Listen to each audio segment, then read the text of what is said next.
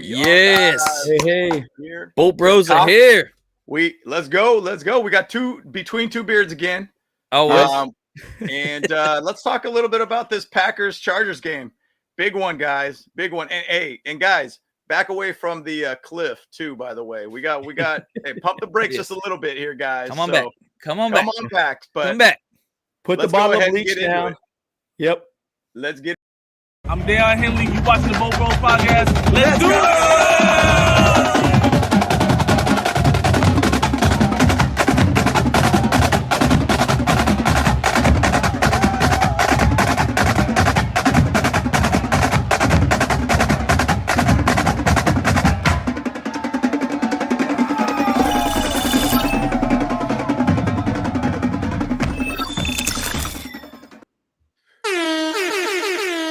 Ew. Every time we do these like sounds, I always think we're like 93.3, the fan, the morning show. Yeah. That's right. That's how I always feel like we're doing here. So I love it. That's I love right. it. Oh, I like it. Well, get that deep bass. Dude, if somebody's got their headphones on and some straight up nice headphones, they'd be like, boom, super loud. They'd be feeling it. Yeah, that was good. Yep. Well, we got a lot to discuss, folks. I know weird week for sure. A lot to talk about. I know people keep talking about this guy. Yeah. Coming over to the Chargers if Staley gets fired. And I don't know, man. I don't want him as our head coach. This guy just he's just curmudgeon-y to me. I just don't see the point. I don't see him working out with the Chargers personally. There you go. And I don't know if you heard, but he basically said he was going to bury Robert Kraft if he gets fired. How crazy is that? Wow. Really? Dang, I didn't know that. Bring out a bunch of dirt on him or something like that. Basically, that's the whole point. Yeah. That's kind of wild. I mean, isn't that? And I'll give you a story. I've had a couple people that have left jobs really, really like angry, and then they just end up setting out all these like emails or whatnot and just blasting all these people. This person, this person, this person, that person. Start sending to customers. This company sucks. And like, dude, that's like, he's just like, I'm going to go out in a blaze of glory here and just burn this whole house down, basically what it sounds like. But it trips me out when I've seen that employees have done something like that where they just decide to blow them up. I think it's pretty hilarious. But, the thing about it is with Belichick, so there's can I say a conundrum if he was to come to the Chargers where I'm like, you look at the history of what he's done. Obviously, he's won multiple Super Bowls. He's done extremely well in that sense. 20-year run with the Patriots plus of just dominance. You hang your hat a little bit on that, right? But then you kind of look at it as, was it Tom Brady? And if you look at the stats recently, it essentially was Tom Brady. And, on top of that, it's not like he drafted extremely well when he was the GM head coach too. So it's kind of a hard thing. Now, if he went to the Chargers, he's got a pool of talent and he's got Justin Herbert. Can Justin Herbert be Tom Brady? I don't know, but it's interesting. But the ownership pretty much can't, I don't think will pay that much money for him. He gets $20 million a year. $20 million a year. Yeah. So this is an interesting stat that's been floating around everywhere, guys. And guys, this isn't Herbert, man. It's so funny. Everyone says to me, "Oh, I love Herbert. I love Herbert. Hate your coach." Well, okay. This is a great example. And Thanos, the MCU is dying. By the way, Marvel's was terrible. Holy smokes! Right.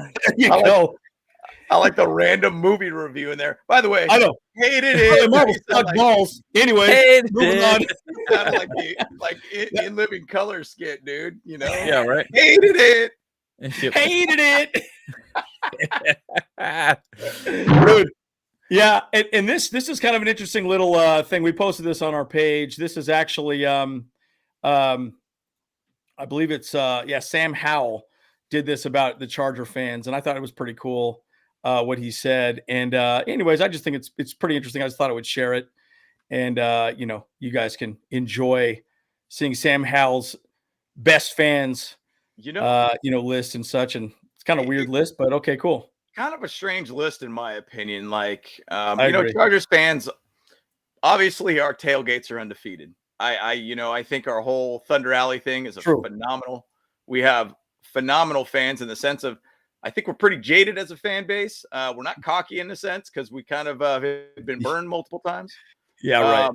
The Texans are too new of an organization to really go anywhere. Dolphins fans we went to the first game during the week or the year. They were pretty cool. I didn't feel like I had any problem with them at all. And I think at the same side, they haven't had a lot of success for a while. Like if you look at all those best fans, I would probably say the Niners are probably a little bit more of the cockier team, in my opinion. Big time, yeah. But hey, it's cool. I mean, it's kind of interesting that a quarterback would want to do a top tier base type fan base type thing. But yeah, where were the Jags at? Good fans? I don't know about that one, man. I don't know. I'm about the Jags fans. It's very subjective. Well, this is Charger fans right here, guys. This is us. Yeah, get kicked right in the dick every day, guys. That's what we do. That's right. You get kicked right in the straight up balls. It's awesome. And guys, throw your questions out. Throw your thoughts out. I know you've already thrown something. Brandon Mitchell's got a great question there. We're going to go through those grades. Oh, babe, good to see you guys. Oh, there you go. I love it. God, I love that soundboard. I love it. Oh yeah, again, great. That's a great soundboard for that picture.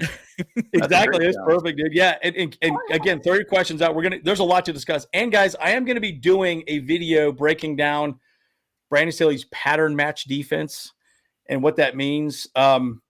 Guys, watch my defensive video. Dude, there's a lot of blame to go around on the defense on that side of the ball. And Brandon Staley made some he did some corner blitz calls that were just boneheaded. And I'm like, where did this come from? And anyways, I don't know. We'll see what happens. So this is an interesting one here too, guys. I think James, you posted this one, right? Yes, I think that was me. Yeah. Look at that. 10 seasons, officially charged 100th one score game. There's a life the Chargers fan. It's crazy, man. It's ridiculous. And look at all these head coaches and it's tough. And I could see arguments both ways about getting like an expensive head coach. I mean, look at what happens at the Broncos now with, they're starting to look pretty good. I mean, the Raiders are starting to play better. It's like, oh my God, we do not want to see that team do well, but it is what it is. Yeah, so but the Raiders next couple of games are hard. Very hard. Their next 5 games are really difficult. I mean, they could get throttled the next 5. Easily. Yeah, easily. Yeah, so they're definitely in a tough situation for sure. And going to the slide and talking about the 100th one score game, that's win or loss, ratio. It's not 100 losses, one score games, but it's the last 10 years under Telesco has been just tight games going with 3 coaches that are essentially hot names, if you want to say, or cheaper head coaches in a sense. These are guys that are getting out coached pretty much. And that's what it's really happening in a sense. Now that's where that whole argument, if you go out and get a Bill Belichick, this guy's got a plethora of experience, or you go to Jim Harbaugh, a plethora of experience. And, these are the things where you start saying like, hey, maybe it's best that we go after a guy like that. Like personally, when they were going the whole Brandon Staley thing and going after him, I really wanted them to go after Doug Peterson because experience, a head coach that has won a Super Bowl, a guy that made Carson Wentz be an MVP based candidate. He basically was a solid coach. And, that's where we're at now. Like, I feel like some of these past head coaches that have been with the Chargers have punished us. Anthony Lynn with the Niners is the running back coach now. And then you go and say Mike McCoy is a quarterback coach for the Jaguars. I mean, they always end up punishing us for some reason for firing them. But we're just so close to being that team, but we're just that far away from being like that next tier type team for us. So it's infuriating to look at that. To say infuriating. Infurior and irate. Okay, got it. I'm very yes. Yeah. I'm putting it together. I'm new word. James, you drinking a Old E or something? What do you got over there? You got some, right, you got baby. some Natty Light. Right. What is that? This is some coconut water and rum, baby. Okay, there we go.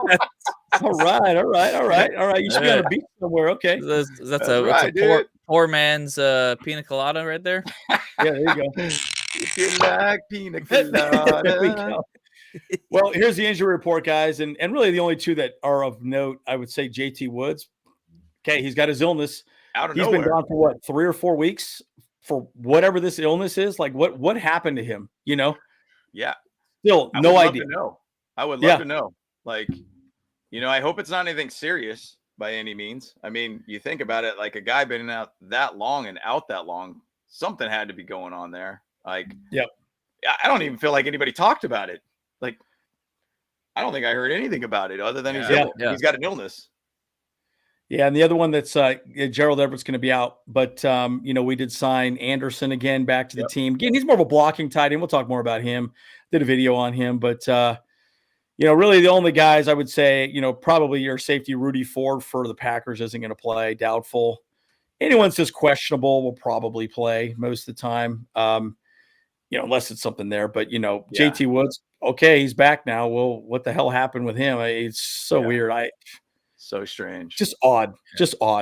You know, and the one thing too, just to note with the Packers, I mean, there's a lot of injuries on their line, their O-line, that is. And like, you know, I mean, obviously there's the guys that are still going to go out there. John Runyon, who's a very, very good guard. You know, Elgin Jenkins, I mean, he's going to be in there. But at the same side, they're a little bit beat up there. And then specifically at the linebacker side of things too, there's a lot of little injuries. Rashawn Gary, Quay Walker too. I mean, they are kind of a little thin in that sense. So, and I'll say this, though, like their defense is a scrappy defense. So, you know, it's going to be a fun one. Yeah. And we're going to go through all the numbers on the defense and offense. But in short, we should not lose this game. I tell you right, if we lose this game, we're done. Yeah. Season's over. Yep. So with oh, there we go. With Edward out mostly, it's game over at that point. Game over. Anderson is he's there. I don't know if he's going to play. I think Staley said something about it, but I don't think he's going to play. But he said he's in good shape. He's ready to go. I guess we'll find out Saturday, or you know, maybe sometime today. Actually, might even know right now. Well, maybe check out my Twitter's page. And guys, continue throwing questions out. I know there's some statements. We're going to get to all your statements, so just throw them out. We'll go from there, okay? We're just going to go through a few more slides. But our boy Keenan Allen, dude, you cannot say nothing about this guy. There you go. Power up, dude. Power up.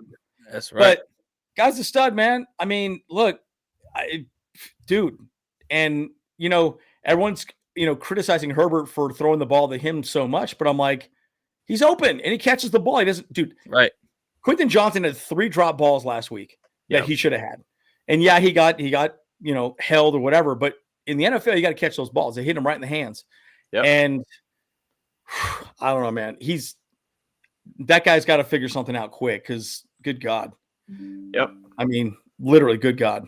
Yeah. You can't do that. I mean, the thing is though, he's getting better. And I think his confidence is starting to get there, but at the same side, when we drafted him, they talked a lot about more body catches versus hand catches. You know, you're starting to kind of see that a little bit with him, that he's kind of being a little bit more, I don't know if he's just putting too much stress on his body or stress on his thoughts or whatnot of catching the ball, but he's got to get better. And the thing is, though, with Keenan Allen here, you know, and a shoulder sprain too, it kind of makes me a little nervous. Kyle talked a little bit about it. He's like, maybe he's trying to push himself a little bit too much to be able to go out there and play and perform. But, you know, you got to be able to find a way to take a little bit of pressure off of Keenan Allen right now. And we need some guy to step up. Joshua Palmer hypothetically might not be back for another week, I think. Has it been 4 weeks? Close to 4 weeks? It's a sprained knee, right? So probably another week. Yeah. So well, and then, you know, Burrow's out for the season. Oh, by the way, Anderson, the tight end for the Ravens, he's out for the season now. Mark Anderson. Or Andrew. Sorry, Andrew. Andrew. Andrews. I even saw Deshaun Watson's out, and so was Nick Chubb. He's been out too. So it's the Browns, they're falling apart. So yeah. So and again, they actually are trying. The Browns are trying to get Joe Flacco over there too. So I think they're kind of putting a contingency plan that they might bring in Joe Flacco. Now, once again, Joe Flacco is a shade of who he was when he won a Super Bowl. So, and even to say that was kind of like a 4-game stretch that he played at his best career football ever to be able to win a Super Bowl. Yeah, and again, it's really interesting. Well, it just goes to show you how tough Justin Herbert is, right? Yeah. Because everyone keeps, they still keep talking about like Trevor Lawrence and Joe Burrow, and I'm like, dude, there's no comparison. No, he's a stud. He's still out there balling, and he'll have good and bad games. But my buddy keeps saying is like they need more weapons for Herbert, and I'm like, yeah, you're right. So yeah, I mean, I think it's more just a running game in this point. We need a balanced game more than anything. Like, and I think that's where Anderson helped. Anderson will help with that. Yep. If you did even to say have like a Bijan Robinson in the backfield, like, obviously Austin Eckler is a very, very strong running back, but I just don't really put him in that same category as like a true RB1. I've always looked at him as a wide receiver, in my opinion. Yep. Under pressure. That's right, Granddad's. I like that. That's a good one. Yeah. That's a good song. I like that song a lot. Yeah, but whoa, turn it back, rewind it back. Run it back. Yes, run it back. And again, guys, keep throwing your questions out as well, too. So, but yeah, you can't say enough about these two guys. And look, guys, you go back. We're going to, the defense, watch my defensive video breakdown. Oh my God. A litany of errors, like cue the circus music. Like, and again, you can say what you want to say. It's not really 100% all on Brandon Staley, but he should take the blame because he's the freaking head coach, and he's not listening to his players. Clearly, he's struggling with just giving any type of direction on how to really run his defense. But again, offensively, you can't say enough about these guys right here for sure. So we'll talk more about the offensive stats as well, and this is an interesting one as well too. And I was just going to say about Justin Herbert. I mean, what he did in that last game against the Lions of doing 5 straight touchdowns, and just putting it all on the line. Like, the guy is a straight baller. Like, and he could light up any team if he wants to. And I feel like there's a chance that this game, like, Justin Herbert could just basically go Super Saiyan in this game. Yeah, like go ape shit. He could just go absolutely like bonkers on this team. And the reason why is I think his thumb is getting better. I mean, he's just got a little bit of a finger cast now, just a little top of the finger type cast. Just the tip, boys, baby. Just the tip. And so, it's just like these stats right here. 4th down passing since 2021, 10 touchdowns, 0 picks, most in the NFL. Like, the guy is got so many crazy stats all around, but there's like weird stats where it's like bad stats, like what we showed about the points scored versus points given up. And then there's like stats that are just like incredible stats. Like, the blame is on Brandon Staley in a sense that we got to find a way to get this defense really going. This team is underperforming very heavily on $110 million base budget right now. Yeah, on defense. Yep. Yeah, on defense. And we can't have that. We cannot have that. This team needs to get better.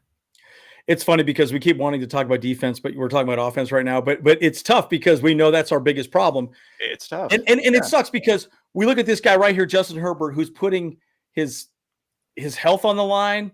He's playing through injuries, and he's still balling out. And yet everyone says we're wasting his talent. And guys, what do you think in the chat? Are we wasting Justin Herbert's talent, man? And it's hard not to say no, in my opinion. Yep. It sucks. But look at his passing chart here, guys. Dude, he straight up balled out, man. I mean, say what you want to say. Dude, 4 touchies. By the way, that interception was the one he tried to throw away. He tried to throw away, and it was like a silly kind of pick. That was early on in the game.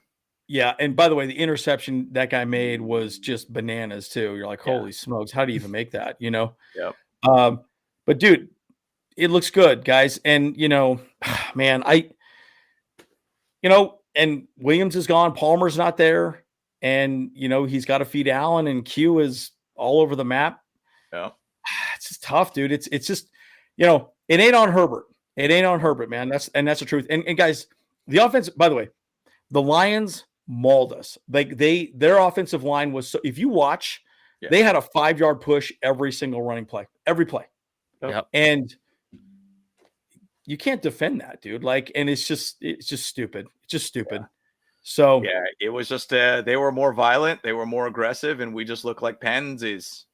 If you guys you little pansies. Panay Sewell said at the end, he said that it was a men amongst boys. That's what he said. Yeah. That's a slap in the dick. Yeah. Holy smokes. Yeah. Holy moly.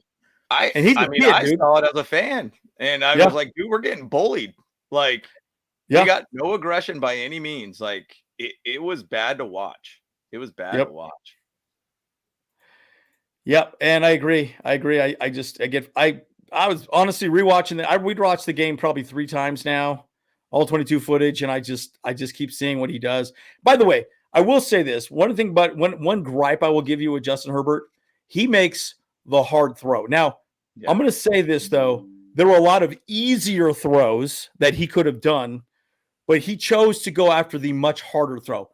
And I remember Kellen Moore talking about that in the preseason. He's like, because just so you guys know, all plays are designed to go a certain way. 1, 2, 3, 4. That's your read, right? He would just look at somebody and go, okay, I'm throwing to him. Boom. And he just he just plants and goes. And he'll go after the harder throw a lot of times. I wouldn't be surprised if Kellen Moore tried to coach him up a little bit and be like, hey, try and go with where the ball is supposed to go to. There were a few times there were a lot of really open players there were easier throws that would have just gotten the job done. Anyways, lot to discuss on that, but it is what it is. When you got a cannon like Herbert has, it's a little hard not to show it off. Well, and the interesting thing about that, going back, is with his arm strength, there was a lot of talks even in the broadcast about, like, you don't need to throw it that hard. Like, and I feel like even to say 2 years ago, it was kind of like Herbert just wanted to gun the ball a little bit more than he should. And so there's kind of a finesse throw that you need to have and know when to be able to just straight up put it in a cannon and just let it loose, Agreed. So this is interesting. In the final 40 minutes of the game, Chargers scored a touchdown all 5 of their possessions. By the way, just so you know, apparently Matt Money Smith shared this story. Who's the gal on the sideline? Apparently Herbert was beyond pissed off, threw his helmet on the ground, got pissed. He was pissed, beyond pissed. Yeah. And you don't see that from Herbert. No. And then he scored 5 touchdowns right after that in a row. I like seeing it. Yeah. I like seeing that. I like to know that he's got an emotion to where he gets mad about certain things. And once again, that's like, if you want to unlock Herbert, maybe that's what we got to do. Just get him pissed and then he'll start going like I'm down. Like, let's see that more often, Herbert. Like, let's see him go out there and just make things happen. Now we just need to make our defense figure that out. Like, let them get mad about saying that they're men among boys now, And boys among men, I guess I should say. But boys among men. And by the way, just so you know, we were the 3rd highest scoring team in the NFL last week. 3rd highest. Yeah. It was the Cowboys and the Lions were the only other 2, and we still managed to freaking lose. What a kick in the dick. I mean, seriously, unbelievable, dude. I'm like, guys, there you go. Yeah. But here you go. Here's the offense. So let's review the offense, and then we'll talk a little bit about the defense, and we'll get you guys' questions. But again, points per game, dude. Look, we're scoring 26.6 points per game. They're struggling to score 20 points a game. Yep. And I think the defensive line is going to get some sacks. I think we're going to do fine. Passing offense, way better than they are by like a long shot. Rushing, we're right around the same with rushing. Total offense, 11th or 21st. They're struggling to do anything. Now, the third down conversions are pretty good. They're right with us. Red zone scoring, they are not scoring in the red zone. Sacks allowed, they're 7th. We're 11th. Turnovers were 1st. They're 6th. So, yeah. I guys, we should win. I mean, if we don't win, I'm just going to be like, shit. That's it. We're jumping off a bridge. It's over. Yeah, there's not much more room for error at that point. Like, I mean, and once again, like, if you look at the schedule further ahead, I mean, it's relatively favorable. There's about 2 different matchups that are a little bit more on the tougher side. Now we'll see what happens with the Broncos and such too. But but at the same side, like it is relatively favorable from this point. So I was going to say about the Packers, like with Jordan Love last week against the Steelers, he was like airing the ball out, and you could see that he had a really, really good deep ball. Like he had the chance to be able to do a lot of amazing throws. Once again, another quarterback from the 2020 draft class that's got a potential to do something. But he's got a very good deep ball, and I'm pretty positive that they're going to try to go deep on us quite a bit. Running backs wise, you got AJ Dillon, you got Aaron Jones, both very, very good backs. Different in the sense of type of backs, but both can be very, very lethal. AJ Dillon's had some pretty good long runs this year and such too. Their O-line, I actually looked at a stat when they played against the Lions earlier this year. The Lions had 22 pressures on 40 pass attempts for the game that the Lions ended up winning. I think they ended up getting like 5 sacks in that game or whatnot. Yeah. What's not to say we can't do that? I mean, we have so much talent. Thule, Mac Bosa, Fox. Like we got really, really good guys that could get after the quarterback. And I mean, really at this point, I think we have a great chance to be able to add a lot of pressure to it. If we start playing this stupid zone on 4th and 2 type situation and let guys be in front of you, that is the most. When I saw that play being developed on field, I was like, this is a terrible idea. They're going to get this first down. Like, and they did it. It's like, why would you ever do that on a 4th and 2, like kind of thing? So once again, I think our defense, offense, we got really good things. I mean, obviously we'll talk a little bit more about the defense and everything, but offensively, I think they got a little bit of holes there, and they're still trying to figure out a lot. And there's a lot of youth on that offensive side where they're dropping a lot of passes too, all around too. So they're not helping Jordan Love, making him look any better too. Yep. And here's the thing. So let's talk about the defense. So again, offensively, we're scoring more points than anyone in our division. Yeah. And yet we're in 3rd place. And it's crazy. It's just stupid, you know. Yeah. Anyways, we can talk forever about that, you know. And here's really what the playoff picture looks like. I mean, it's gridlock, guys. I mean, this is stupid gridlock right here. Cleveland's pretty much probably done now. What's the Nuggets gone? So it's what, PJ Walker and no, it's not even PJ Walker. It's the Dorian Thompson, whatever his name is. Oh, DTR, the rookie. Yeah, DTR. Down to Rassel.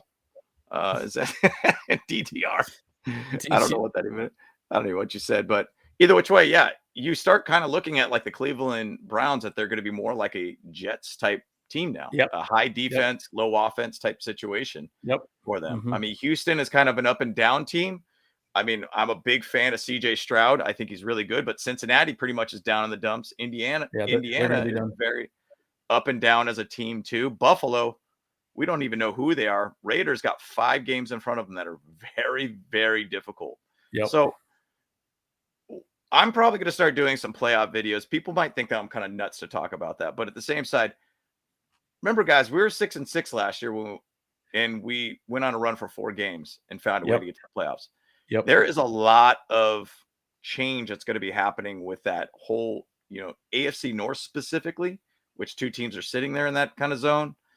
Buffalo might not be getting together. Houston, that's kind of the wild card team right now of who Houston Texans are. So keep the faith, guys. Stay bolted, my guys. Well, again, it starts with Green Bay. You know, we need to donkey punch them, just straight up hose slap them.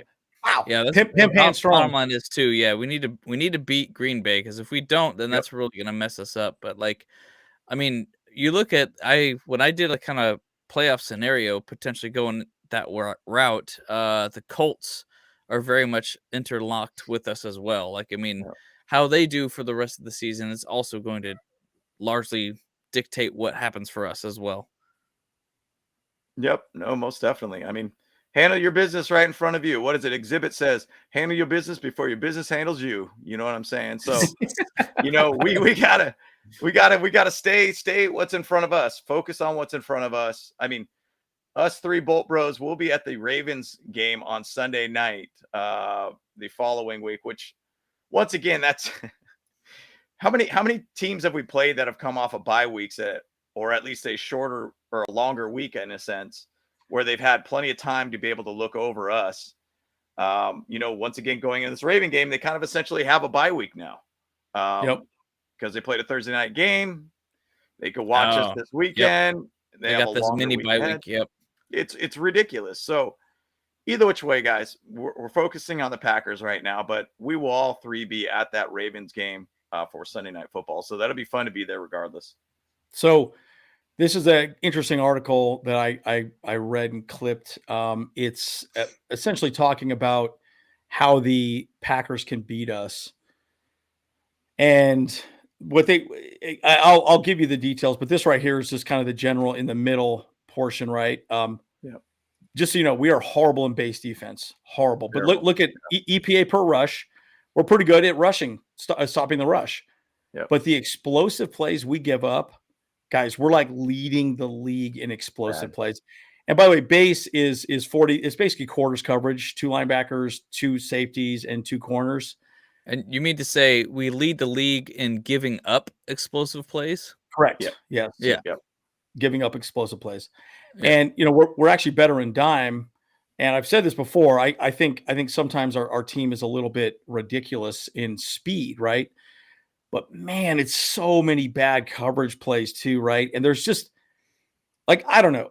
I could have a huge long video about this, right? But we do well only when Joey Mack and Khalil Mack and Thule put any kind of pressure on that quarterback. Guys, we gave 0 pressures. Well, I'm sure we gave 1 or 2 pressures to Goff, but he pretty much could sit back there and bake a cake and do whatever the hell he wanted the whole time. Yeah, exactly. Yeah. I mean, he was just sitting back, okay. It's just stupid. It was stupid. And so we got to get in Jordan Love's face. We got to donkey punch him, dry hump him, all the above. We got to get ugly with him, dude. Ugly. Yep. Agreed. Yeah, totally agree. And again, Brandon Staley's pattern match defense. I'm going to do a video on that. It's his whole idea. I guess it makes sense, but man, in theory though, what a mess. Here's that 4th and 2 you were talking about. That is awful. I hate even looking at that. I remember literally when they were sitting in defense, I'm like, look at this. And it's Joey Bosa over there just straight laying on the ground too. Yeah. Joey Bosa got pancaked. He's literally got pancaked right here, guys. And I'm like, what the shit, dude? He's on the ground. Yeah. This guy's open. These 3 guys are, dude, they're not even defending the line of scrimmage. Yeah. I mean, what's the point? He's what are you talking? It's honestly, it's beyond asinine to me. And I don't understand the concept of just part of the problem with the pattern match zone is that these guys are sitting in spots, but they're supposed to, if somebody does a crosser, you cover him for a short period of time, then you pass it off to somebody else. The problem with that is you're vacating a portion of your area. Yep. Yeah. So just carry on with the guy and just hope that somebody's going to get to them within 3 seconds. There's too many times people are just standing like this. They're just not moving. Yep. And think of it this way. If he throws the ball, I think he threw it right here. Yep. First down. That's pitch and catch, guys. That's easy. Yeah. So easy money. I don't know. I mean, that could have been a touchdown right there. And this is a 4th and 2 situation. Why are they so far back from the freaking first down marker, And what you can say is that really it's some of the play calls were terrible. Yes, the execution was bad. 100%. But the play calling, I was like, geez, what are you doing, dude? Some of these corner blitzes, I'm like, and they were 25 yards away from Jared Goff. He wasn't going to get there. Yeah. Oh, it's just dumb. In the whole thing, and I know we've chatted quite a bit about the whole defense, and this is probably the whole reason why you should stop playing this stupid pattern match type thing. What does this do for the receiver and the defender at this point? Well, the defender's off the receiver, pitch and catch, just like what you said, Andrew. It's easy for him to get what he needs to be able to get a first down at this point. Yep. And what does man on man do? Well, okay, we're giving up a lot of explosive plays, obviously, right? And I think that's what Brandon Staley's whole fear is. I don't want to give up the explosive play. Well, you're already still giving them up. Yeah, you're still doing that. So well, go to more of a press man situation. Be on your man. Create smaller windows to be able to have the opportunity to catch the ball. More batted passes is more effective than giving this guy 2 to 5 to 7 yards every play and then being 2 yards away from the receiver. Like it doesn't sound like that difficult to do it. So go ahead and just start playing a lot more press man. Like play closer to the receiver. It's even to say, if you even look at the receiver at the near the scoreboard, actually, you could see him right there. I mean, that's a hard throw to throw kind of that cross body, but essentially he's in position to be able to even catch the ball too. So it's like you got 3 choices at that point. Like it's so ridiculous. And I chatted with Wild Aether, one of our followers, about this specific thing. I call him wild. I say you're wild all the time now. So you wild. You wild. He's wilding out. Yep. But I mean, change it up. Like simply put, play tighter to the man who's trying to be the receiver or one to catch the ball. Simple as that. This ain't gonna work. This is literally ain't going to work at all. Like it's awful to watch. So hey, perfect. I like that. Well, and again, so just so you guys know, guys, in the chat, what do you guys think about this? The other thing I would say is that they asked Brandon Staley like 5 times, hey, who's going to call the plays? Have you thought about giving it to Derek Ainsley? Brandon Staley, nope, it's me. It's me. And if the man gets fired, he's going to get fired because he's too prideful to stop and really look at himself in the mirror and make some changes. I think part of this whole – here's the thing. I think there's a little undercurrent. One of my general thoughts, and what do you guys think in the chat below? Remember, he came up through Vic Fangio. Everyone credits that defense. They call it the Vic Fangio 6. That's what they call it. It's like the Vic Fangio defense. They don't credit the Brandon Staley defense. No. I think he's trying to come up with his own defense that's supposed to fix it. Now, in theory, it would make sense, right? Because he's trying to focus and get away with like pre-snap motion, and that makes sense. I get that, right? But it's so hard to cover the way he wants because you're supposed to look at everything on the field at every given moment. And that's just not realistic as a human being. You just don't have the ability to process like that. It just doesn't work that way. Yeah. And I just think this team just should be physical. Play physical. Play like the freaking Steelers. Just get physical. And you know what? You'll get burned deep. But I guarantee you'll get burned deep less than you would playing this soft shit right here. I mean, this is horrible. Exactly. So I don't know. It makes no sense. I mean, you see Eric Kendrick sitting in the middle of the field looking like he's taking a dump right there. Yeah. Like, look at him. Like, what is he doing?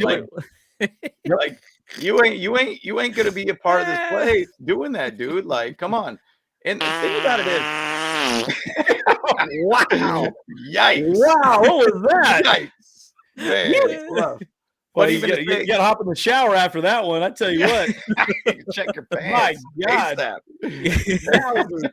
yowzers. But even to say, like, the defender up top, I don't know if it's Jasir Taylor or Asante Samuel Jr. up top, or I don't know, whoever that is. Even if you want to play a little off coverage, don't play 10 yards off the guy. Play 5 yards off the guy. Yeah, right. Don't give them these gaps to be able to work with. Like, learn to be able to just be closer to the receivers to be able to make it harder for them to catch a ball. Period. Yes. Oh, okay. Breaking news: activated Chargers, activated Bynum and Erickson. Yeah, Erickson was. By the way, Erickson was activated last week. I forgot about that. But that makes sense for Bynum. It would be good to get some other people out there. So I'm excited to see Bynum. That's good. So that's basically 2 wide receivers added. So they're trying to basically make sure that if Keenan Allen's shoulder is not going to be active or as good, they're trying to cover their butts. Now that makes things a little tough if Keenan Allen's not out there. Yeah, that's good. I'm gonna take some more look at that as well too. That's good. Oh wow, we're covering up our cameras here. Yeah, so this guy we signed just recently, Hollins. Hey, by the way, Rumph wasn't playing great. Just so you guys know, No. I don't think he's going to get. He's in his last year of his contract, correct? I believe so, because I think he was like a 4th round pick, I want to say. Yeah. So he's probably about that point of where his rookie contract's going to end. Okay, cool. Okay, so that's from Bleacher Report. Thank you, Aether, for giving us that. But obviously, Hollins got signed. I got it directly from Chargers Twitter right now. So okay, cool. So it is Bynum and Alex Erickson. Yeah. Okay, Alex Erickson's a special teams guy, but he was also a wide receiver. Aaron Rodgers really liked him in preseason, but Hollins will be up. it doesn't look like they're bringing him up. Then he's probably going to be in the practice squad. Probably got to figure out the defense. Hey, we run this thing called pattern match, dude. You need to figure that out. Yeah, nobody on our team knows how to do it, anyways. By the way, interesting quote. There was a quote that Jasir Taylor said to what's the guy's name from the LA Times? Jeff Miller. He said every week we study film trying to fix the same problems on defense. Yeah. And it's like, well, okay, that's a communication problem then. Yep. That is a communication problem. And that is 100% coaching. So that's where I get frustrated. It's like, come on, dude. Like, you need to be getting better. But I'll tell you, there were some plays that, oh my God, pretty bad last year. And again, throw your questions out, guys. We got 1 or 2 more slides and we'll be done.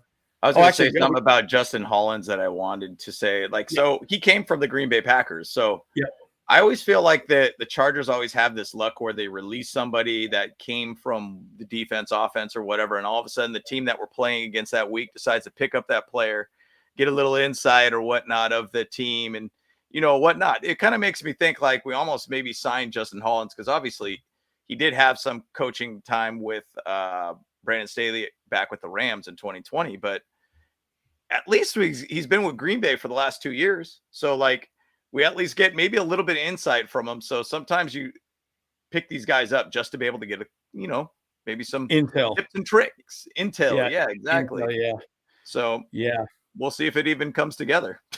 Let's see if that even happens. And by the way, guys, points allowed, I thought we'd be higher, especially after 41 goddamn points we gave up. I would have thought we would be, I think we were 22nd or 23rd. No. I think we were 20th. Before that game. Yeah. So passing defense, horrible. Good God. Just That's absolutely awful. Horrible. Yeah. Rushing defense, hey, we're great. We're fine. That's all we needed to beat. Total defense, 31st in the league, guys. There's 32 teams. I don't even know who the last team is. Who's the last team? In defense? I believe it's the Broncos. Let me pull it up right now. I'm looking at it right now. Third down conversion, third. So, the which Broncos is odd. Are the worst total defense in the league right now at 401 yards per game. Wow. So bad. Yikes. Well, we're right there with them. Yeah. And then third down conversions, we're pretty good, right? We're pretty good at stopping them on which is crazy. But then they go. By the way, unless they're 3rd and 11 or more, then we suck. Yeah, that's true. that is true. It's crazy. Yeah. Sacks were 3rd in the league, 31. Packers are not doing well in sacks. I suspect Herbert to have a pretty clean pocket. Yep. Takeaways were 4th. They're 31st, so they're not good. Guys, we should not lose this game. Yep. I mean, shouldn't. And tomorrow's my birthday, so if we lose this game tomorrow, I'm going to be like, well, it's been a good run, boys. We'll jump off a bridge and that's it. The one frustrating thing about that whole stat of defense versus offense, like I always view like how much points is our defense giving up versus what is our offensive scoring. We've had the issue the past couple of years where it's like literally a point or not even a point difference in what we give up on defense to what we score on offense. And we're getting back to that point where we're only maybe like a 1.5 away from being literally the same amount of points giving up to the amount of points that we score. Right. That stat, that whole like chart that you showed that we're at now 100 games that we've had in the last 10 years where it's 1 score based games. I almost like want to even look at our stats for basically first 10 years or 11 years that Telesco's been our head coach or a GM. If it's literally the same, it has to be the same. Like, you need to make the gap difference there where we could get under 20 points giving up on defense and 26 points on offense, 27 points on offense to stop that stupid trend. Like, it's so frustrating to look at that. It is absolutely frustrating to look at those stats. Yeah. It's inept. And Brandon Staley's just not willing to change or do anything different, and pride cometh before the fall. Isn't that in the scripture somewhere, like in the Bible or something like that? I know that's kind of a conversation. And it's the truth though. Like these guys got freaking egos, man. Yeah. And I mean, look at Bill Belichick. He's got the biggest ego of anyone in the whole world, right? So say what you want to say about Brandon Staley. He's got a big ass ego, and he thinks, everyone, anointed him this big, defensive guru, and he's sucked ass. So anyways, URL Jordan, I'm confused. Everyone wants a new offensive coach. Promote Kellen. I agree. At least, let's say hypothetically we lose to Green Bay, then I would say that Brandon Staley's job is probably at jeopardy at that moment. It would probably be like, all right, we're done pulling the ripcord. You're out. But you promote Kellen, you put DA as the defensive coordinator, and you got Ryan Ficken, and then you see how it goes from there, and then you make a decision. So I don't know. It makes sense to me. Well, and the one thing too, like there is more of this, and I've kind of put in scenarios in my head of just if they let go of Brandon Staley this year or next year or the end of the season or whatnot. Like, I think they really hired Kellen Moore because they want that to be the offense for this team. They want a solid situation for Justin Herbert in the offensive side of things. Yep. So, like, what if they end up letting go Brandon Staley? Would they keep DA or not? I don't know. But let's say if Sean McDermott basically gets available on the market, Sean McDermott would be a phenomenal defensive coordinator just to be able to throw him on that side. Plus, he has head coaching experience. Now, will Sean McDermott get a head coaching job somewhere else? I don't know. But, like, if people don't want to go after him, knowing that his track record, what he's had with the Bills, and not really getting to that next level, maybe people will be hesitant to be able to bring him on as a head coach. So it's weird. I've heard scenarios about Dan Quinn coming in as the head coach and having his defense in, and then keeping Kellen Moore because they worked together with the Cowboys. There's a lot of weird little scenarios out there, but like, I'm not trying to look too heavily on it because I'm looking at what's in front of us right now. But at the same side, there's a lot of little things that could kind of shake down if necessary in the offseason. It's a good question from Brandon Mitchell. What grades would you give our three coaches? Staley, Ficken, Moore. Ficken an A. Moore probably A minus, B plus.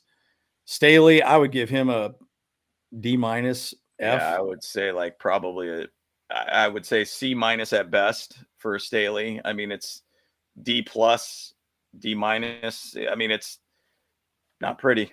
So yeah, 3 years have been horrible. 3 years. I would say C minus just because we've had winning seasons. Obviously, we've been over 500 every single year with him.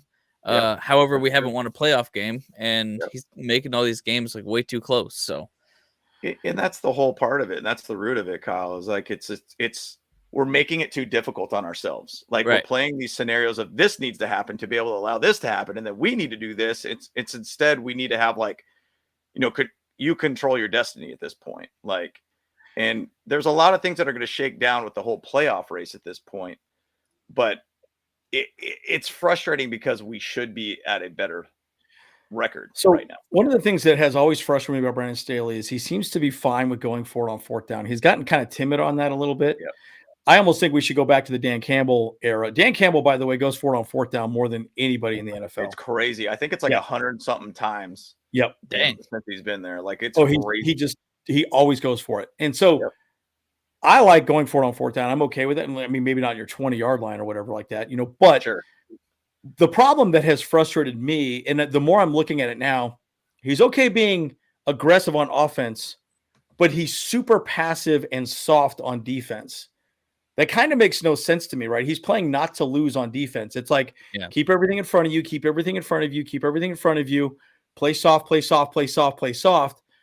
And it's like, dude, be aggressive on defense as well. Like, I would rather lose by being aggressive than lose by playing not to lose, right? And that's how he's played with defense. It shocks me. It shocks me. How many times have we actually seen this exact defensive style on the Chargers? Actually, I do think that I've heard that, they're playing soft, bend don't break defense, whatever. Like, I think many of our coaches have done that over the past 20 years.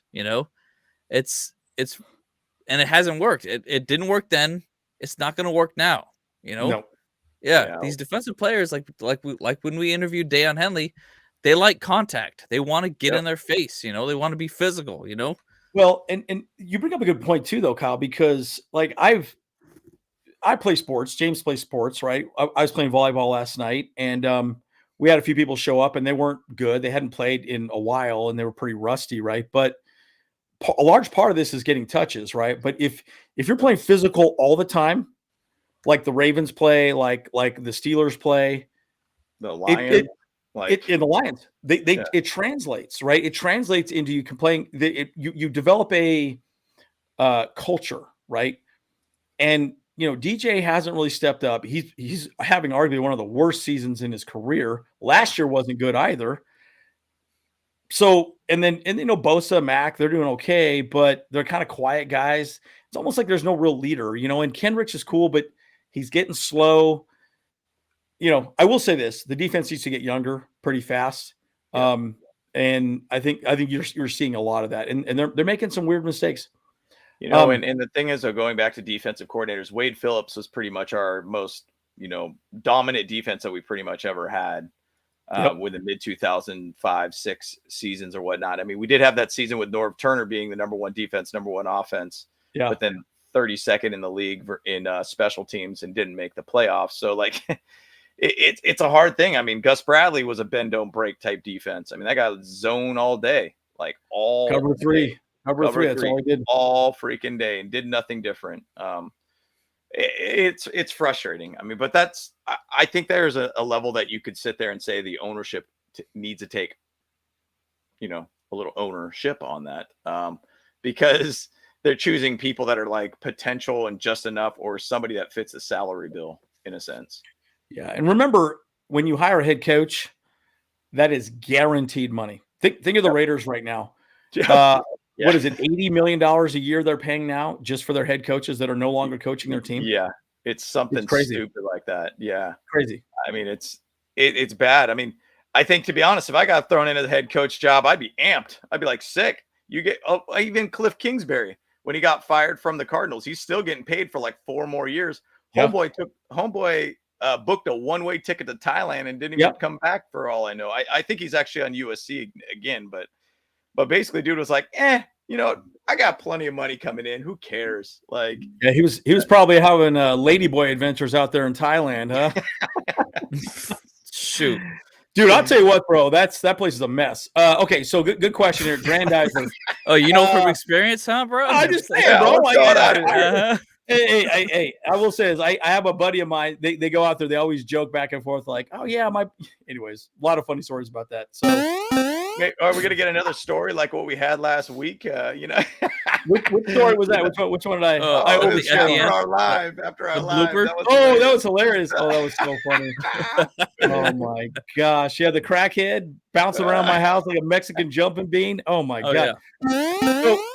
Yeah. So by the way, this is good. Who is responsible for drafting Tom Brady? I don't even know. Probably Belichick, dude. Belichick still. He's been the GM since 2000.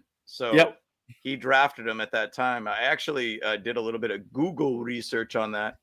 And Jason Lynch, who is now the GM for the Bucks, he talked about basically being a scout for them at that point. So it was all Bill Belichick at that point. And I mean, we've all seen the videos of Tom Brady and how he looks just like a little kid, and he doesn't even look like a really good cut, like, pristine looking athlete. And, looks are deceiving apparently, because this guy was the man. He was the man. Well, that's just it too. It's like that just proves to you that you're not unattractive. You're just poor.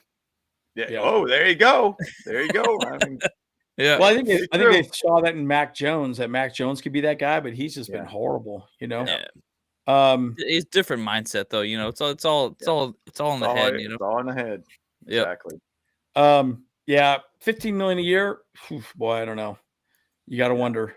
And again, we have wasted talent, right? I thought about this a lot this week too. I do think Brandon Staley is sticking with older players that he's always wanted to play with. Kendricks, he brought him in, signed him to a pretty decent 2-year contract.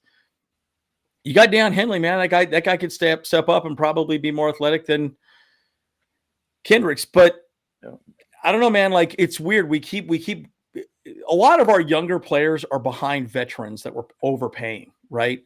And Brandon Staley keeps focusing on that way too much, in my opinion. And so instead of just letting some of these rookies or some of these younger players come out there and play. So I don't know, but clearly he's not communicating properly, right? Yeah. That's my thought. Yeah, here we go. So Aether basically says, simple, we got to win this game. Yeah, and then if we go 4-6 and then we go to the Ravens, yowzers. Yeah. Forget about it, dude. Yeah, that would be very, very tough. Forget about it. Yeah. Forget about it. That's why I'm hesitating on doing the playoff thing because, we'll see how the video goes here, guys. But I do think that there's a chance that legitimately there could be a cog of a lot of 9 and 8 type teams, though. Like, yeah. But the thing is, though, we got to true. win those games that matter in that time to be able to have those tiebreaker type games. So, all these. That's the truth. We have to win the conference and divisional games. Period. Like we've been really good against those non-conference games, like except for the Lions game, but like so that could be our Achilles heel, is that we're just not winning conference games. Like the AFC is too tough for us right now. Big time. And the crazy thing about the AFC is they're if CJ, and I'm going to call him offensive rookie of the year, CJ Stroud, I'm just calling it. Yeah. Add another quarterback like that to the AFC, and it's like the gauntlet of really amazing quarterbacks in the AFC is unbelievable. Unbelievable how much quarterback talent is there in comparison to the NFC. It's a way different conference in the quarterbacking game. I mean, AFC is an absolute beast, like for quarterbacking. It's unbelievable to watch. Yeah. And you see potential trade for Mike Williams? Yeah, I think so. Hell, I wouldn't be surprised if we let Derwin go, maybe even Joey Bosa. I think this team's going to be drastically different next year. What are we, 60 million over the cap next year? We got to free up space quick. I think I looked at it recently, and actually it's decreased quite a bit. I think it went down to like $27 million, and we have 8 million still on the books right now. So that money, that 8 million, if we don't spend it, it gets pushed into next year. So it actually decreases it down to 19 million. Okay. So, but the thing is that we have like 44 players under contract next year. So obviously we need to be able to get very, very young, probably through the draft, or we need to start shifting money around. Because if you look at 2025, we got tons of money on the books. So there's, I don't know how it all shifted around, but it shifted around quite a bit from what I saw. So I think we'll see how it goes. We'll see. So let's talk about the linebacker. I'm pretty sure, Discount Tom's going to find some bargain bins deals, something in there. Well, he's done pretty well with it this year. Well, it's not just Tom, right? I'm sure it's Brandon Staley and Kellen Moore. I mean, I'm sure he's having a conversation before they go out and get anybody. But we're seeing Vanette out there. We're seeing we saw Simi Fehoko score a touchdown. Yeah. Linebackers have been, here's the thing. I think you put K9 on the quarterback and the running back 100%. Yeah. Do not put him in coverage. He sucks dick in coverage. He is horrible. And so, but then Henley, it's because Brandon Staley likes his guys. K9's playing well, and they're paying a bunch of money to Eric Kendricks. Eric Kendricks is someone he revered and said he's the best linebacker in the league. And I don't know. I think maybe bring him in for coverage plays. I think you could rotate him in. We rotate the defensive line. I don't know why we don't rotate, our linebackers occasionally. Yep. So, and that's the simple fact of it is, like, rotate people in and out. Like you're keeping the same players out there. And the whole thing about when we signed Eric Kendricks is he's getting older. And I was fearful of that because they obviously lose speed. When you lose speed, basically, it's kind of like the Takeo Spike signing. I mean, obviously, Eric Kendricks isn't, 35, 34-year-old dude, but he's like right in that same zone. Like he starts slowing down a little bit, 31, a lot of years in the season or under in the NFL as a linebacker, your body starts slowing down quite a bit. So rotate players in. Come on, guys. Yeah. Put in Henley. Come on. Yeah. Get Henley. I mean, because Henley has a background as a cornerback. So make him do what he does, but you're right though. Like, I mean, K9 play to his strengths. He's 100%. He's a run stopping QB spying linebacker. Like that's his assignment. That's it. Yep. Yeah. True. Yeah. And going back to Goff, the offensive line did a great job of keeping him clean. I was very unhappy with the way we called that game. I still don't understand why we don't change up something, you know? Yeah. Anyways, it's ridiculous. Well, I was pretty frustrated 100% on that. I'll give a shout out to our O-line too. I mean, we did a pretty good job all too. We didn't give up any sacks too. So, yep. I mean, there was literally only one play I could think of where Herbert could have got sacked, but just had great pocket awareness and was able to get out of the pocket and throw a pass. Like it's our O-line did fine too against the Lions. Yeah, the Lions O-line was pretty freaking epic. And again, they ran behind them. Guys, the push they put out there was amazing. Their tight ends are playing great. They're playing physical. They're doing everything. Yeah. Okay, so we're going through some of these. These are kind of repeating. Let's see here. Let me go through some of these other thoughts here. Let's see. Oh, here we go. This is good here. Grandizer. Chargers remaining scheduled 4-5. Green Bay Packers, Ravens, Patriots, Buffalo Bills, Broncos. And then Kansas City's probably not even going to – they'll probably have a spot locked up. So we'll get their scrubs in. Yeah. But it's really the Bills and the Ravens are the only two that I'm concerned with, in my opinion. I'm concerned with the Broncos because we tend to split with them. Yeah. So it's essentially 3 games at the last 8 games that are the concerning games at this point for me. Like, now, obviously, the first game is the Packers game this weekend. That's the concerning one at the moment. But, focus on what's in front of you. But it's a relatively favorable schedule ahead of us, guys. I mean, I would like us to be able to beat a good team late into the season. If we say we get into the playoffs, we need to beat a good team to be able to show some confidence about this team, in my opinion. Because you can't go into the playoffs expecting that you're going to be able to beat the Miami Dolphins or something like that when you can't beat teams at that type of level.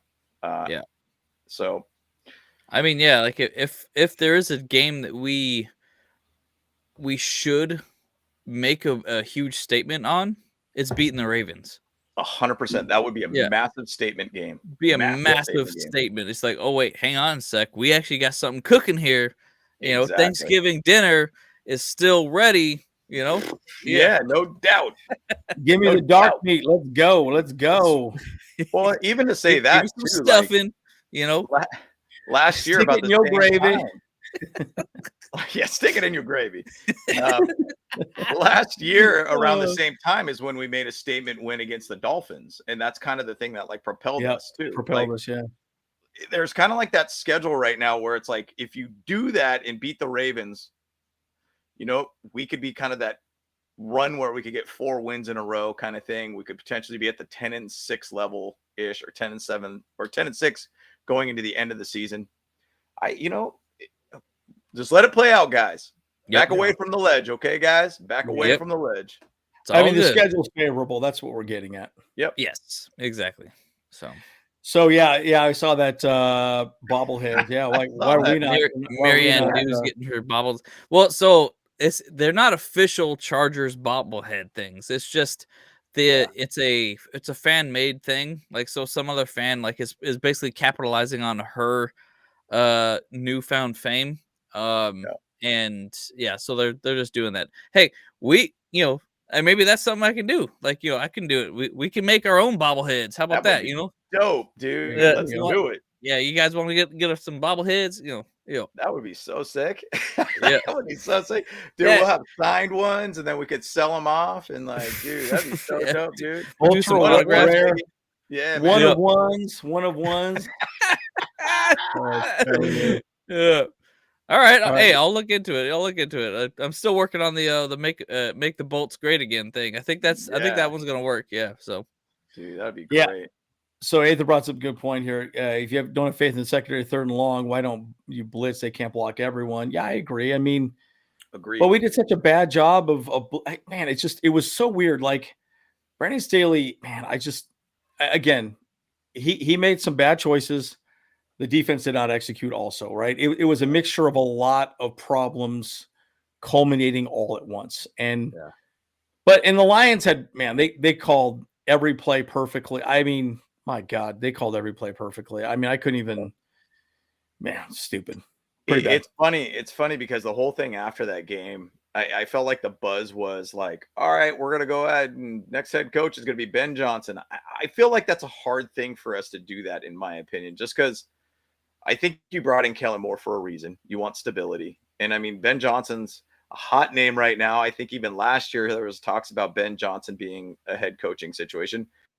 He'll probably get a head coaching job somewhere. I don't know where he'll be at. I mean, would the Patriots try to do something like that, or they try to bring in Josh McDaniels or whatever again? Like, I don't know. Like, but that Ben Johnson conversation of him being a head coach is very Charger-esque of a move to get that hot name, cheap head coach again. You just can't do that. But I don't want to harp on anything right now because it's not even the offseason. We're in the thick of things, guys. All right, let's talk about now. By the way, I'm reading the article on Terrell Bynum. Again, he's from USC, undrafted rookie. Alex Erickson, obviously another wide receiver. But it looks also like they downgraded Spiller to out. So he's out. Man, he was on the injury report too for something. I think it was an illness or something like that. So he's usually inactive for some reason or just not played usually. Yeah, what is going on with Isaiah Spiller? Like, I mean, like, you know, he's just it's like in a doghouse or something. A non-factor of anything, you know, forever. He never suits up. I don't think he was suited up last week either. And it's like, what's going on here? Yeah. And again, I do think he's too stubborn to change. He just has this vision. And I don't know. I would be like, all right, if the team plays bad, I would go back to the basics every time. Just go back to the basics. Let's figure out what works well, and let's just stick on that, right? And I mean, say what you want to say about Gus Bradley, but cover 3 is pretty much what he ran, I think 75% of the time. So, you know, it worked. That he knows what he is, right? And I think Brandon Staley's still trying to, you know, figure something out. It's just it's crazy, you know, and that's probably coming before the fall. Interesting thing that I say when Brandon Staley gets like let go or whatnot, it'd be interesting to hear what some of the players say. I remember when Jalen Ramsey was with the Jaguars when Gus Bradley was the head coach. He talked about his defense and he was like, dude, we had the same game plan every single game. And you almost kind of feel sometimes like Brandon Staley's literally doing the same game plan every single game. And, you know, it's once again, square peg, round hole. You know, it doesn't fit sometimes. You got to find a way to get a circular, you know, peg to be able to fit the circular hole. And I feel like he's just square peg, round hole kind of situation right now. He's got to find a way to evolve himself. And whatever it is. And he might be like, well, I don't want to play press man. I've done that forever and it's stupid. And this is better. But it's not, because it's not stopping anybody. I mean, you're leaking, you know, explosive play. Every team knows we can continue just running these plays. Eventually one of them will hit, you know, and it's just, it's stupid. We talked about Bill Belichick earlier on. I don't know, mixed reviews on him coaching. I personally don't want him here because I just don't like the guy. I think he's an asshole, but you know, whatever. I really don't think that he'll get along with, you know, the Spanos family at all. Like, like he'll want too much control. There's too much of a, you know, ego guy, you know, like it doesn't, I just don't think it's going to be a good relationship, you know? Agreed. Yeah. I think the Kraft family's just sort of said, okay, just let him do his thing. Dude, hilarious though. That ring cam video of him coming out of that person's house. Hilarious, dude, with his shirt off. He's all disheveled, like morning walk of shame. I was dying. I was like, oh my God, what happened here? Draft picks haven't been great. K9's having a great season now. Taylor, I think, has been good. Taylor's been fine. Woods has been, up to this point, a bust. Leonard, actually, I think, has played fairly well. You know, he made some stupid choices here and there. Rumpf has been a bit of a bust. I mean, Rumpf was not good. What was he, a 4th or 5th round pick? Something like that? Something like that, yeah. Bad. Well, and Webb, one thing, too, even to say the Trey McKinney pick at 3rd pick, you know, and obviously I think after that pick, we ended up picking up Joshua Palmer. But we could have picked up Amon-Ra St. Brown, too, instead of Trey McKitty. And Trey McKitty's not even on the team anymore. So, you know, hindsight's 2020. You don't really know what these players really truly are, and the chip that they might have on their shoulder, or if they really have the motivation to be a really elite receiver.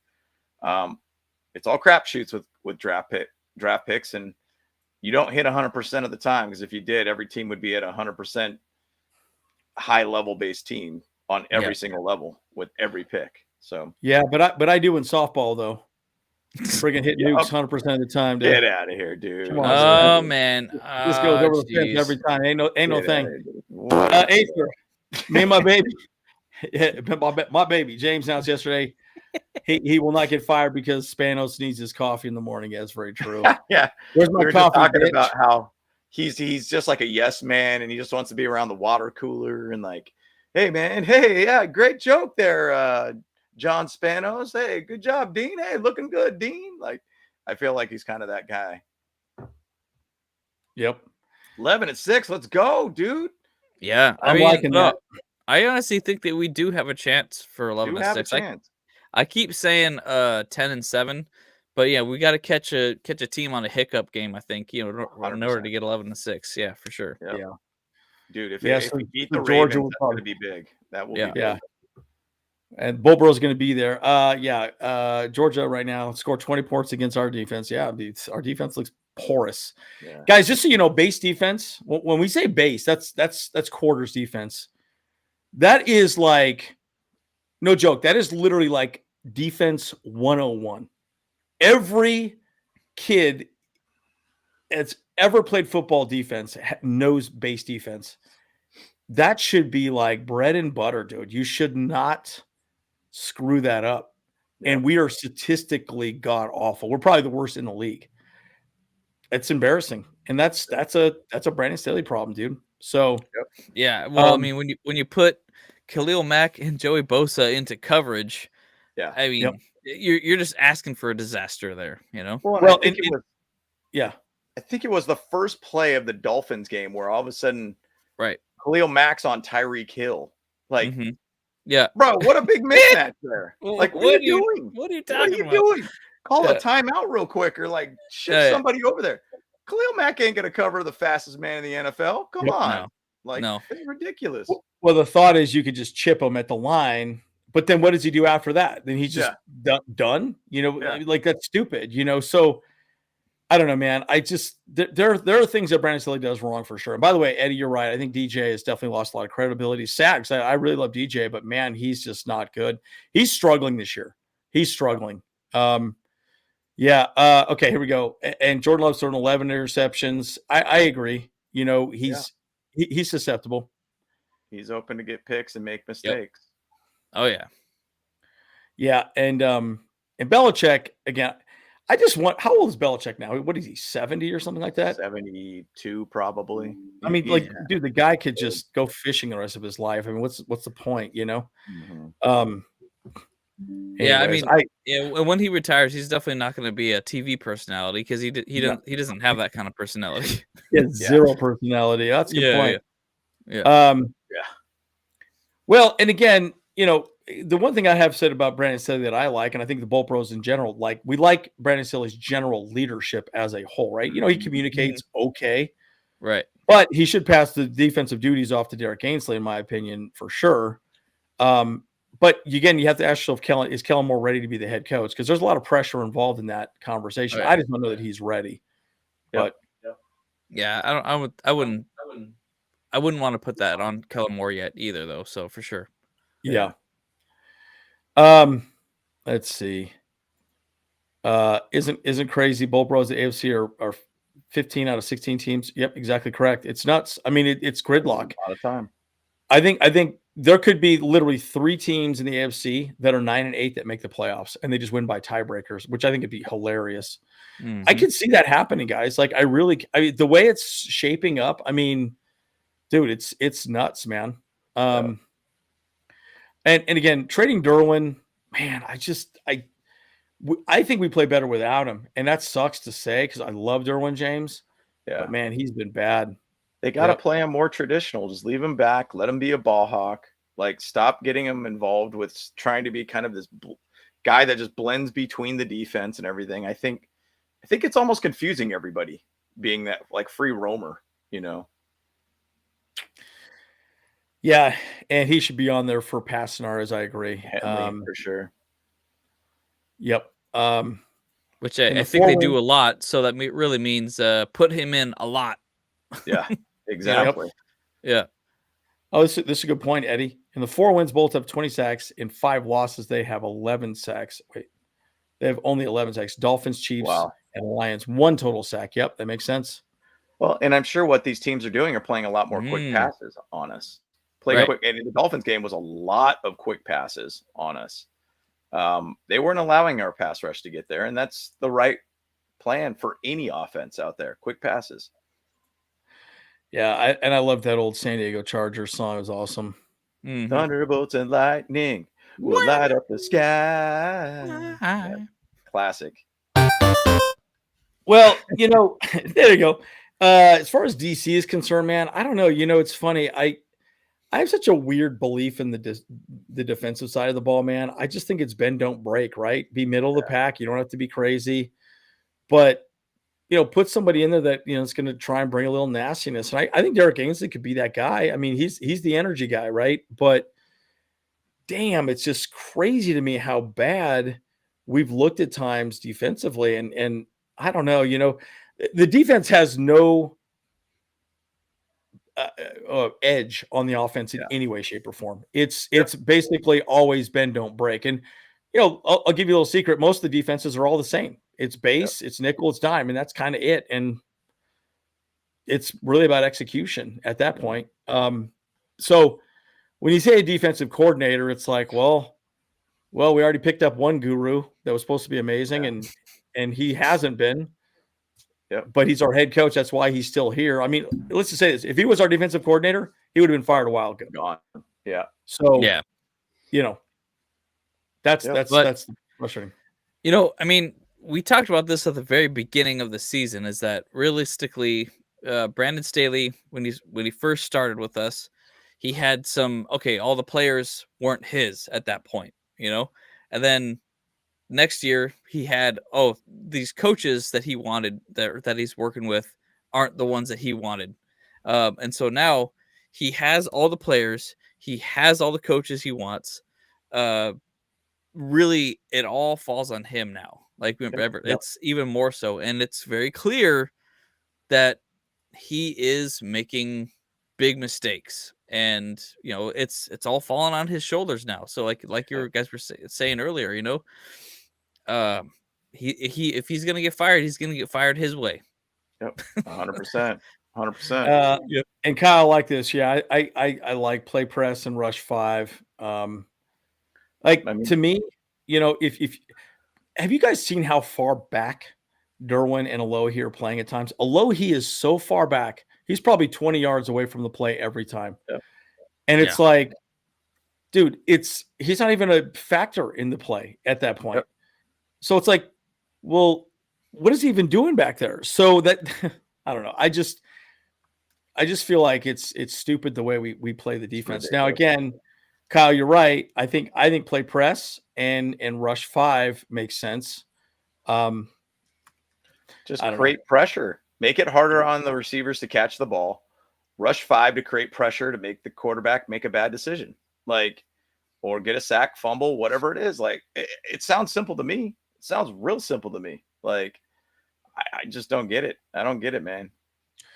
Yeah, and we probably could rush 4 and be fine in this game against the Packers, But again, it's stupid because they do what? They go sit there and they play stagnant. They're standing there, literally standing there, and the quarterback knows I could throw the ball at this spot on this route, and he'll be open.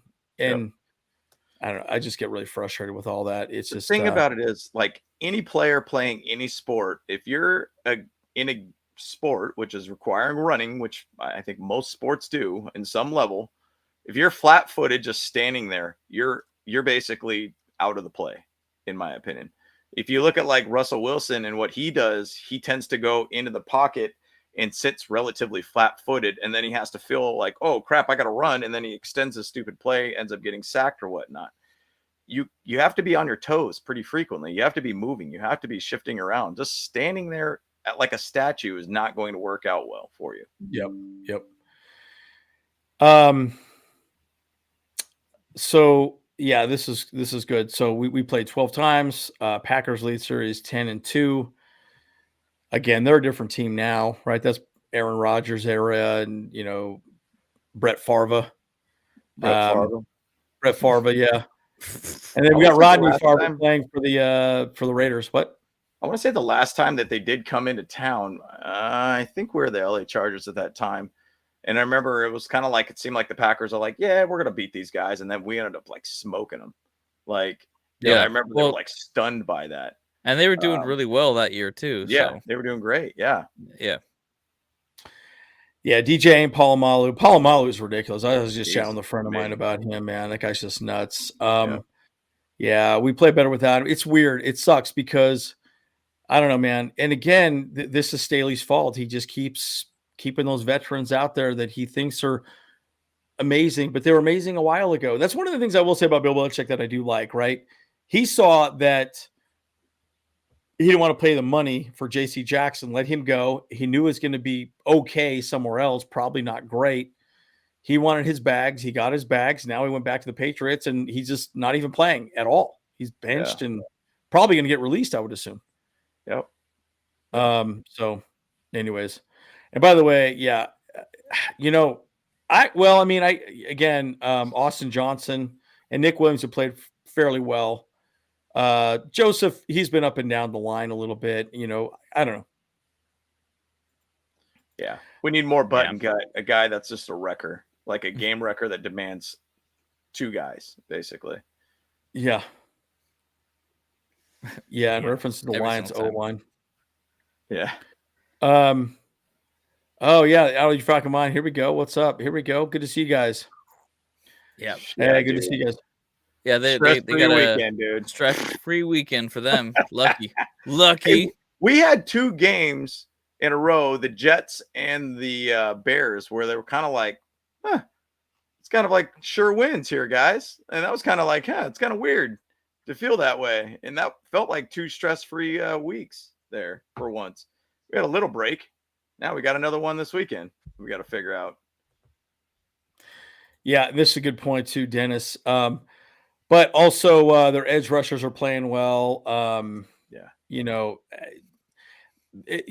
And again, that team plays very good defense. I mean, and look at all Robert Saleh with the Jets. I mean, their defensive line is freaking ridiculous. Really good. Yeah, and I think Will Clapp, has been a bit of a problem. But we sucked really bad at getting a push. Right. If you look at the way the Lions play, the offensive line, they play nasty and they want to get after people. I think we're more like finesse, if that makes sense. We're not exactly aggressive where we need to be, and that's why we're underperforming, in my opinion. I don't know. What are your thoughts on that?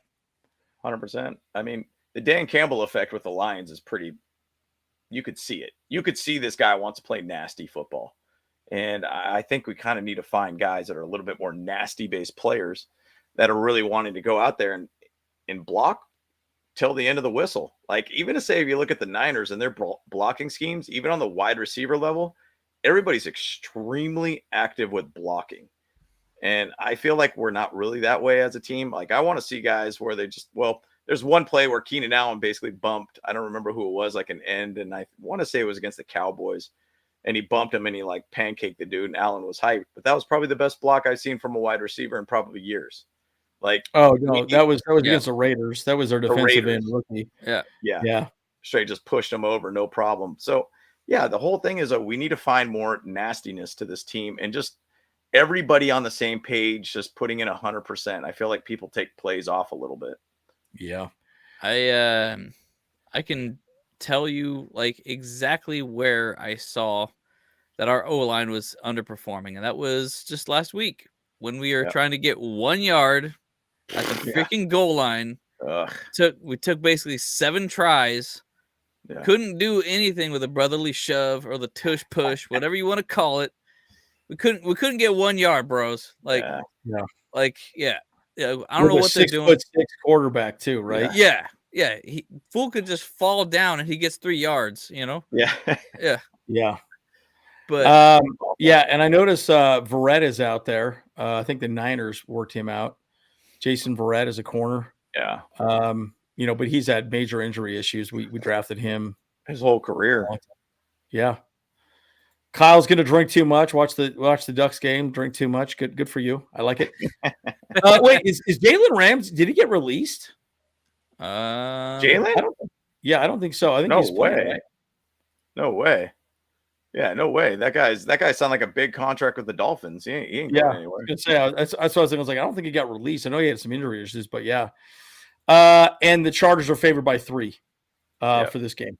So yeah. So I don't know. I mean, that's good. I think we better score at least 10 over. I mean, if we don't, I would be shocked. I would be beyond shocked. I just don't see it. Dude, they have a terrible offense, terrible. I mean, their defense is good, but you know, we should be able to score. So, okay. So I guess, you know, we're about an hour and a half here at this point. Yeah, here we go. Chance of rain. That's good. I think that's a big part of this game. I mean, the thing about it is they have 2 really good running backs. If there is a slight chance of rain, if it does rain there, it's going to be a little difficult for us, in my opinion. Yeah. We're not the best at running the ball. We're not, that's not our bread and butter right now. So, yeah, if it's going to rain, it might be a tough game all around. And 41 degrees is pretty cold for the Bolts, for sure. Yeah. Yep. Yeah. So, all right. Well, I guess we can wrap up. Who wants to go first? Kyle, you want to roll? Sure. Well, this game, obviously it's a must win, you know, like, yeah, we have to actually, you know, lock this game down. And I hope that they, like, I did watch a little bit of the, after last practice, interviews, whatever. A lot of them are just saying, hey, look, I mean, what happened at the Lions game is how many days ago? That's in the past. Yeah. We're thinking about the Packers now, and we're focused on them, and they're making their adjustments. They know what they did wrong. They know what they did right, and so they're going to just focus on what's ahead of them. And I think that they should have this game on lock if they, really just show up. You know, they can't be sleeping on any of these teams. So, like, I feel like it's going to be a good win. And I would say, like, as far as a score prediction goes, I'm going to say, I was thinking 31-20 for me is my prediction for this game. Something like that. Okay. Yeah. Cool. I can go, and then we'll go to James. I just think bottom line, we should win this game. I think by at least 10 points. I think we can score 38 points again on these guys pretty easy. Nice. I think so. But I think they'll probably score 20 points, maybe 17. I don't know, who knows, but around 20. I think 38-20-ish makes a lot of sense to me. I just feel like bottom line, this defense has to, it's weird because they keep saying we care, but then you see them play as poorly as they did. Again, if I was Brandon Staley, I would go back to the very basics. I would keep it beyond simple. I mean, I would keep it brain dead, stupid, simple for this team and just go back to the basics, man. And just fine. If you're going to beat me, you're going to beat me by playing press man or man. And that's it. You know, the old coup de grace, kick him right in the dicker, right in the ball, and really, like, I just, I mean, I get the impression that Green Bay probably wants to throw this game anyways, right? Why not go after a quarterback? There's going to be a lot of quarterbacks coming out, right? Jordan Love clearly ain't it. So, I don't think they want to stick with him. I mean, I don't know. I kind of feel like Jordan Love, though, like, I mean, he hadn't had a chance to prove himself. He got kind of cold because he was sitting on the bench for 4 years or something like that, Yeah. It's been a minute. Yeah. All right, James, you want to wrap it up? Yep. So my last thoughts is, I'm going to hang my hat a little bit on this, and what Andrew's saying that we could put like 38 on him. I think this could be the game where it's like you see Justin Herbert just become Justin Herbert, like he could be him basically. Justin Himbert, I think is what they say. Himbert, yeah. And I'm really hanging my hat on the last game against the Lions. We went up against a very good defense, and then we just 5 touchdowns in a row. Like, that's very difficult to do in the NFL. And I think that there's this point now with this team that they figured it out offensively, the right mixture of everything. Crazy to think you don't even have Josh Palmer out on the field. You don't even have Mike Williams on the field. But, like, I think that this offense could just be what elevates this team to the next level. It's just, once again, it's just about that defense, just finding a way to be able to get home and get those sacks, create those pressures, get those fumbles. And it's frustrating to watch this, guys, but we have so much talent on this team. This team needs to get it together and understand what they have in front of them. Yeah. They have an opportunity to get to the playoffs, make a nice run here.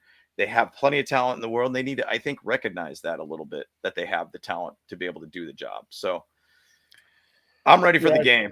I'm looking forward to it. It feels like a confidence issue for the defense. Big time. I think they've just, I don't know. You got to wonder what's happening behind closed doors. How was Monday after that game? Right. What do they say to the coaches? And that was all kept in house. They asked about it and nothing was really said. So, yep. All righty, guys. Well, hour and a half in. Charge! Charge! We got this. All right, guys. We're the Ball Bros. We're going to go after the game as well and talk about the game. All right, get out of here. Fire the cannon! Boom! There you go. All righty, guys. We'll see you guys in the next one. Let's go.